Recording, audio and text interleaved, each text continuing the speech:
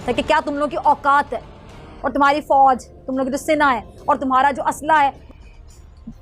और ये गौर से जरा मेरी बात सुन लो गौरव आर्या, टैंकों की बात तुम्हारे मुंह से अच्छी नहीं लगती, जचती नहीं है। देखिए ऑलरेडी अपने मकसद में कामयाब हो चुके हैं। इन्होंने पाकिस्तान की चौकियों पर कब्जा कर लिया है, पहली बात। दूसरी बात है, इन्होंने पाकिस्तानी फौजियों का सरेंडर ले लिया है। कई ऐसी जगह हैं खैबर पख्तूनख्वा में, वजीरिस्तान में, साउथ वजीरिस्तान में, जहां भूल जाएं आप।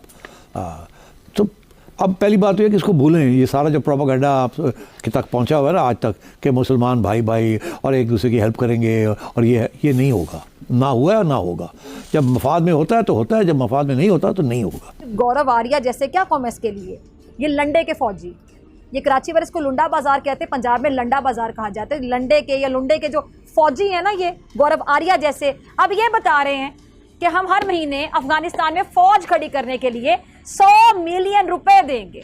और जब इनको बात करनी होती है तालिबान से तब इस्लाम का हवाला देते हैं। इनफैक्ट फैज हमीद साहब तो चले गए थे वहां पे नमाज पढ़ने के लिए, इनके साथ फोटोग्राफ इनकी बड़ी वायरल हुई थी और पाकिस्तानी मीडिया हाउस ने वायरल करी थी। चले गए इतने इस्लाम से क्या हुआ कि अभी तक पाकिस्तानी ट्रोल कर रहे थे, टी इज फैंटास्टिक, अभिनंदन, टी इज फैंटास्टिक। अब पता लगा कि कितने पाकिस्तानी फौजी मारती है। तो चाय के चक्कर में ये भी चाय पी रहे हैं। साहब आप चाय पी रहे हैं, मैं भी आपको सपोर्ट करके मैं कॉफी पी लेता हूँ। यूं लगता है कि मैं दूसरा वर्ल्ड कप जीत कर आया हूं, लेकिन ठीक 10 दिन बाद हिंदुस्तान ने कश्मीर के टुकड़े कर दिए और उस पर कब्जा कर लिया। ये आज बैनुल-अक़वामी अखबारों में बहुत नोट किया गया कि पूरी दुनिया जो है वो ट्रंप के आने पर तशवीश में है, सवाए हिंदुस्तान के। गौरव आर्या कहता है कि भारत अपने टैंक्स अफगानिस्तान में बागी कुव्वतों को फराहम करे, और वैसे भी भारत नए टैंक्स खरीदने वाले हैं। गौरव आर्या अफगानिस्तान में बागी कुव्वतों को देना चाहता है, वो नकार है की कौम है, बेचारी पढ़ी लिखी नहीं है, जाहिल है। और आपके सुनिए 25 में से नमस्कार दोस्तों, जय हिंद। जैसा कि आप जानते हैं पाकिस्तानी सेना का एक लंबा इतिहास रहा है सरेंडर करने का, और एक बार फिर से 2025 में ये दोहरा दिया गया है। पाक सेना ने अफगानिस्तान तालिबान के सामने घुटने टेक दिए हैं। दरअसल पाकिस्तानी सेना ये प्लान बना रही थी कि अफगानिस्तान के वाखान बॉर्डर पर पाकिस्तान अपना कब्जा जमा लेगा, लेकिन जैसे ही अफगान तालिबान को ये पता चला, वैसे ही पाकिस्तान के अंदर पाकिस्तान की धज्जियां उड़ना शुरू हो गयी। एक तरफ TTP और दूसरी तरफ BLA और BLF दोनों मिलकर पाकिस्तानी सेना की बैंड बजा के रख दिए, और पिछले एक हफ्तों में 20 से ज्यादा पाकिस्तान पर हमले कर दिए हैं, जिसमें बहुत से पाकिस्तानी सेना मारे भी गए हैं। उसके तुरंत बाद पाकिस्तान को समझ में आ गया कि हमने गलती कर दी। उसके तुरंत बाद पाकिस्तान ने अफगानिस्तान को ये आश्वासन दिया है कि वाखान बॉर्डर अफगानिस्तान का था और आगे भी रहेगा। इन्हीं सबको लेके मेजर गौरव आर्या ने लाइव डिबेट में पाकिस्तानी पत्रकार की धज्जियां उड़ा दी। पाकिस्तानी पत्रकार अभी भी मानने को तैयार नहीं है और बोल रहा है कि हम दोनों बिरादर मुल्क हैं।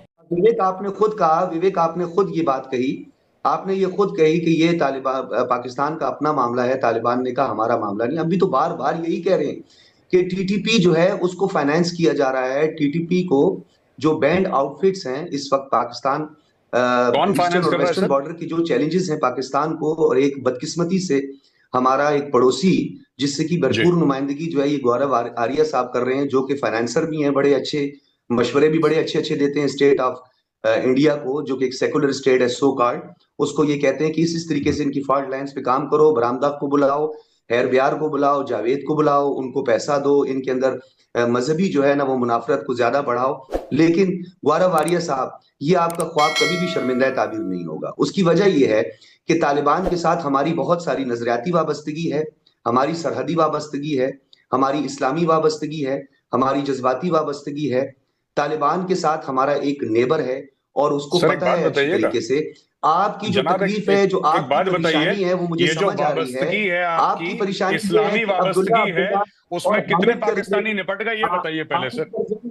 अब्दुल्ला जो है वो जो इस्लामी मोहब्बत में कितने पाकिस्तानियों को मार दिया ये बताइए। गठजोड़ था, वो जो नॉर्दर्न अलायंस के साथ आपका गठजोड़ था। हुजूर एक बात बताइए, कोशिश भी कर रहे हैं विवेक जी सर, ये लंबा चौड़ा पॉलिटिकल भाषण देने के लिए यहाँ पे आए हैं। मैं इनको एजुकेट करना चाहता हूँ जी। मैं एक बार इनको जो पाकिस्तानी बुखारी साहब जवाब ले लेंगे, इसके बाद GD बख्शी सर के पास जा रहा हूं। को पैनलिस्ट हैं पाकिस्तानी, उनको ये बता दो, ठीक है।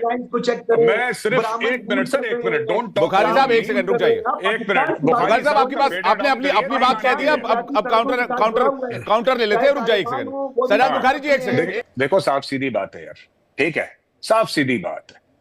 इन्होंने क्या बोला कि भारत के कॉन्सुलेट्स हैं 24-25। इन्होंने बोला कि ये अंदर ये लोग गड़बड़ कर रहे हैं। अब कॉन्सुलेट्स बंद हो गए, अब कौन गड़बड़ कर रहा है? अच्छा, पहली चीज।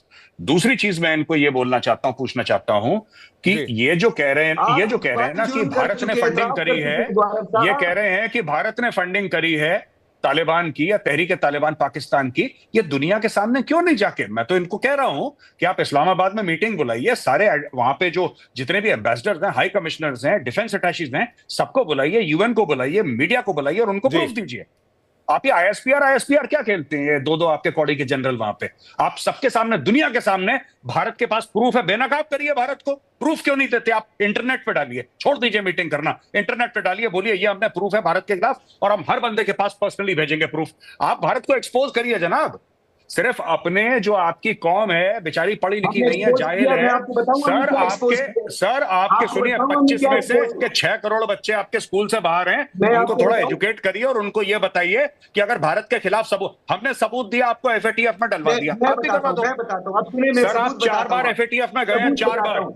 You have got to FATF 4 times sir, grey list में। अब मैं आपको सबूत बताता हूं, मैं 3 डोजेस का आपको बताता हूं जो पाकिस्तान ने। अरे मुझे मत बताइए सर, आपको आपके पास सबूत है तो आप यूएन लेके जाइए। डीडी बख्शी सर कुछ कहना चाह रहे हैं, डीडी बख्शी सर, उसके बाद आप मुझे मत बताइए। बिल्कुल ठीक कह रहे हैं। देखिए मैं आपको एक बात बताता हूं, पाकिस्तान ने हर समय इस्लाम को एक एटीएम मशीन की तरह इस्तेमाल करा है।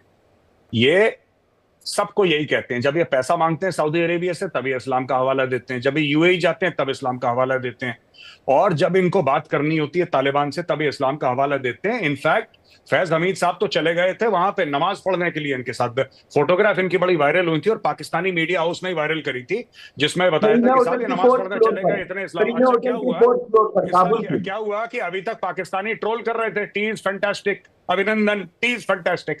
अब पता लगा कि कितने पाकिस्तानी फौजी मारती है चाय के चक्कर में। ये भी चाय पी रहे हैं साहब, आप चाय पी रहे हैं, मैं भी आपको सपोर्ट करके मैं कॉफी पी लेता हूँ जनाब। आप पाकिस्तान में बैठे कॉफी पीता हूं जनाब। बट बात यह है जनाब कि फैज हमीद साहब ने जो चाय पी काबुल में वो इतनी महंगी पड़ी।